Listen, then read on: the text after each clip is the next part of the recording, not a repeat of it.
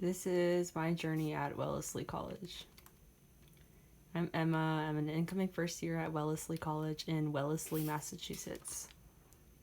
I'm trying to earn a bachelor's degree in psychology, and these are the requirements I need in order to earn this degree. I need, there's 14 main requirements to graduate. I need 32 units of credit. No more than 2 units can be accrued from fractional units. 16 credits have to be taken on campus at Wellesley or MIT. At least 18 have to be taken outside any single department. I have 3 required credits for these topics, 1 required credit for this topic, and 2 credits required from these other topics. I also need a semester of expository writing my first year, a proficiency in at least one language other than English. I need to pass Introduction to Quantitative Reasoning, which is a required seminar my freshman year. I need to pass a data literacy course, which is another required seminar my freshman year.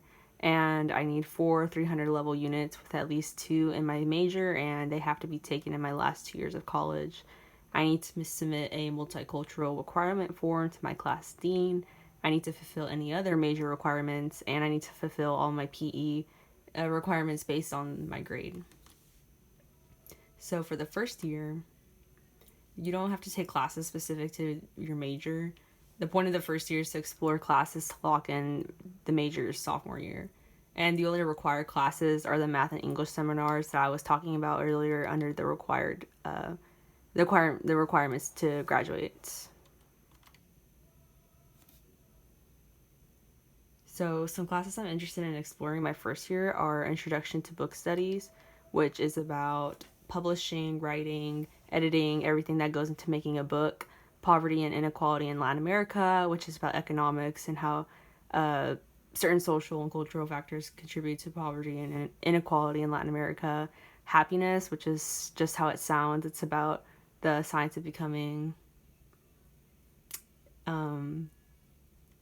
happy and being happy.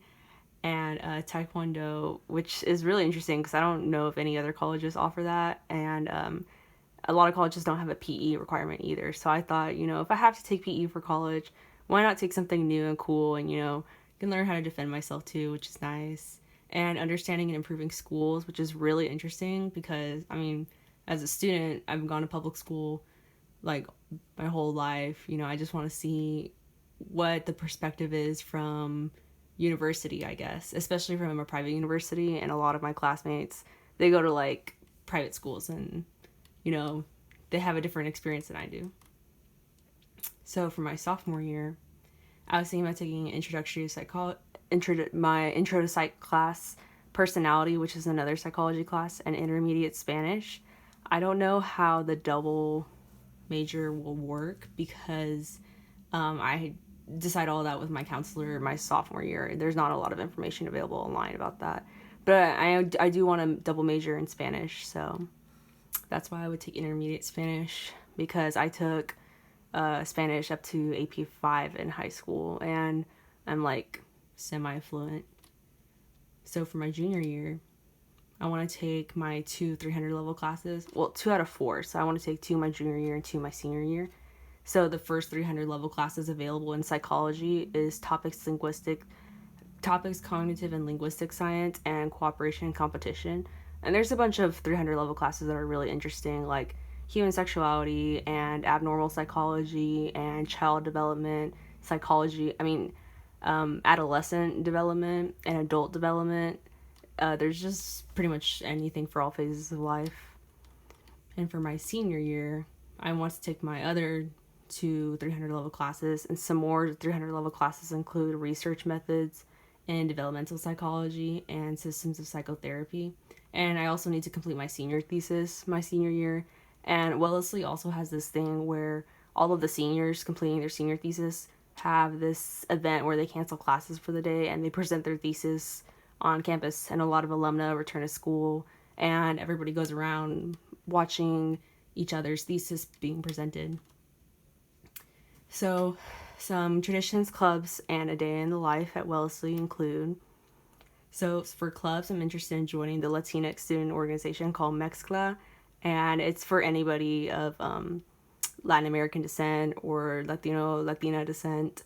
that's interested in joining the coalition. And they also have like coalitions based on race and ethnicity for other people, like the PAC, the Pan Asian Coalition. And there's also like specific houses for it. Like the Harambe House, I know, is for Black and African American students. And I'm also interested in joining one of the societies. So Wellesley doesn't have Greek life, they have societies instead. And there's different ones based on, I think, art and music appreciation, debate, literature, and a couple others. But I'm probably going to join the literature one if I can. And the societies have like teas with professors. It's pretty cool. And a typical day in the life will probably consist of studying, hanging out with my roommate. Shout out to Anna. She's from Pittsburgh, and we're supposed to sign the roommate forms this week or next week. And exploring all the opportunities Wellesley provides. So there's guest lectures, L Table, which is like a cafe that's really popular with students. Lake Wobbin, which is the lake on the property of the campus, and there's like sailboats and canoes and stuff like that you can take out. Exploring Boston, and there's like a bus, a train, and car rentals, so there's a lot of ways to get to Boston, and etc. So this is Tower Court, and this is one of the dorms available at Wellesley, and this is the biggest dorm actually on campus, and it's probably like their most recognized one. So this is one of the dorms that I could be staying at. I haven't been assigned a dorm yet. So for traditions, this is Alex Poon, the class of 2014. He's actually the first transgender student to win the hoop race at Wellesley. And so the hoop race is what every graduating senior does. These hoops that people have, they decorate them, and then they run them down the hill. I forgot the name of the hill though. And they run to the finish line, and whoever finishes first gets thrown into Lake Wobbin. And the person who gets thrown into the lake is said to be, okay, well, back in like the 50s and stuff, it was said to be the first person to be married in their class, and then they changed it to the first person to become a CEO in the 80s. And I think in the 90s or the 2000s, they changed it to be the first person to define success their own way. And then this is another tradition at Wellesley called the Scream Tunnel. So the Boston Marathon runs through Wellesley, the town, and the campus every year. So Wellesley students, they get together and they scream for all the runners going by, and they make signs, and they have like a lot of witty catchphrases. So it started, I think, from whenever the students at Wellesley heard that a woman was running in the Boston Marathon for the first time, and they ran to the side of the street where the marathon was passing by, and they looked and looked and looked, and once they saw her, they started screaming. And then eventually it became more of a solid tradition as more people started competing. And a lot of Wellesley parents and professors and students will compete. I know there's this, on the website, there's this one girl, she's from Australia, and her dad flew from Australia to Boston to compete in the marathon. Here are my credits. Thanks to Slikes Carnival for making the template, and here are the Wellesley websites that I used. Thank you.